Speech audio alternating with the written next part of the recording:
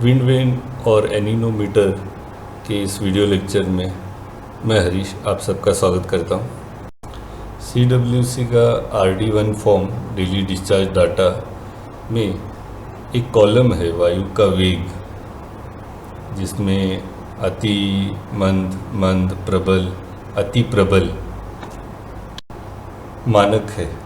और जो daily climate data है उसके कुछ कॉलम में हमें instantaneous wind speed, average wind speed जो हमें एनीनोमीटर से मिलता है, और wind direction 16 points wind direction की बात चल रही है।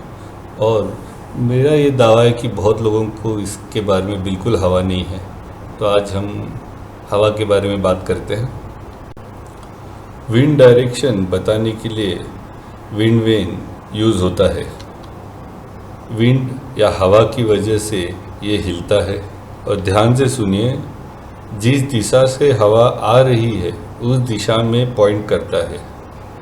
और हवा का दिशा या विंड डायरेक्शन बताने के लिए हम कंपास के पॉइंट्स यूज़ करते हैं, नॉर्थ, साउथ, ईस्ट और वेस्ट। हवा का नाम उनके डायरेक्शन के ऊपर डिपेंड होता है। अगर आप भारत का ये नक्शा देखें तो जो मानसून की हवाएं हैं वो साउथ से और वेस्ट से आती हैं, इसलिए उन्हें साउथ वेस्ट मानसून विंड्स कहते हैं।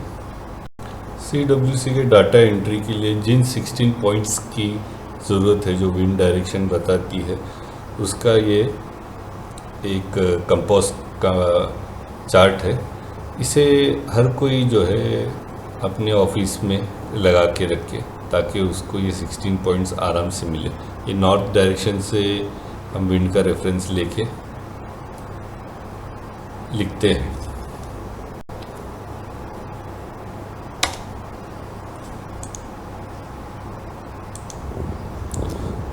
विंड डायरेक्शन को पता करने के लिए हमें विंड वेन को कम से कम 1 से 2 मिनट तक देखना पड़ेगा, और फिर उससे एवरेज आउट करके हमें विंड का डायरेक्शन मिलेगा। अगर आप इस विंड वेन को देखें तो ये कई बार बहुत ही रैंडमली घूमता है, और जिस तरफ इसका ये राउंड हिस्सा है या एरो है, इस तरफ से विंड आ रहा है।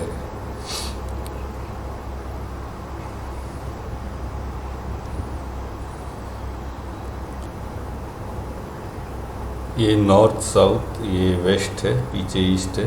तो अभी इसे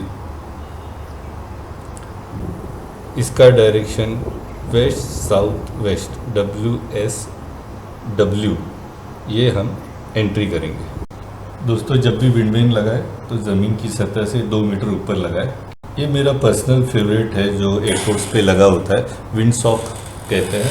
CWC साइट्स पे नहीं होती है। ये पायलट को ये बताती है कि किस डायरेक्शन में हवा है, नॉर्थ साउथ डायरेक्शन में नहीं, किस तरफ है उसके रेफरेंस में, और ये जितना ऊपर नीचे उड़ रहा है उस हिसाब से वो हवा की ताकत का भी अंदाज़ा लगता है, और देखने में भी सुंदर लगता है।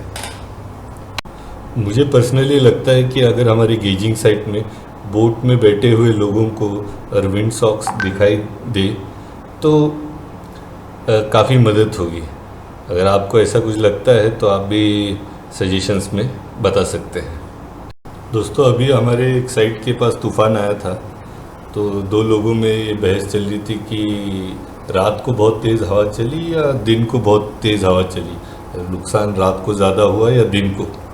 लकीली उस साइट पे एनीमोमीटर लगा हुआ था, और सुबह की हमने रीडिंग ली थी 8:30 बजे। जो रीडिंग ली थी उस रीडिंग को कल शाम की जो रीडिंग थी 5:30 बजे की, उस रीडिंग से माइनस किया और उसे 150 से डिवाइड किया, तो रात में हवा की स्पीड मिली वही पिछले दिन सुबह जो ली थी, और शाम को जो रीडिंग ली थी उसको माइनस करके 90 से डिवाइड किया तो हमें दिन की रीडिंग मिली। इससे हमें पता चला कि जो हवा दिन में थी उसकी एवरेज स्पीड ज़्यादा थी, और ज़्यादा डिस्ट्रक्शन जो है वो दिन में हुआ था। अब तो आपको पता चली गया होगा, ये एनीमोमीटर है जो विंड स्पीड मेजर करने के लिए यूज़ करते हैं। ये मैगी बनाने की तरह, मैगी में 2 मिनट लगते हैं लेकिन इसमें 3 मिनट लगते हैं। आपको किसी भी वक्त का विंड स्पीड चाहिए तो वहाँ जाइए, वो रीडिंग लिख लीजिए और वहाँ से आप 3 मिनट का मोबाइल पे ही स्टॉप वॉच लगा लीजिए। 3 मिनट के बाद जो रीडिंग मिलेगी उसको पहले वाले रीडिंग से माइनस करके उससे 2 से मल्टीप्लाई कीजिए तो आपको किलोमीटर्स पर आवर में उस वक्त की हवा की स्पीड या विंड की स्पीड मिलेगी। ये एनीमोमीटर से आपको किसी भी वक्त आपको स्पीड चाहिए तो 3 मिनट आपको लगाने पड़ेंगे, या सुबह शाम की जो रीडिंग है इसको लेके आप दिन और रात में एवरेज स्पीड कितनी थी ये आपको मिल जाएगी। मोस्टली कई बार बहस चल रही होती है कि हाँ रात को हवा तेज़ चलती है या दिन में चलती है, तो इस ऐसे जानकारी कलेक्ट करने के लिए एनीमोमीटर आपकी बहुत मदद करेगा।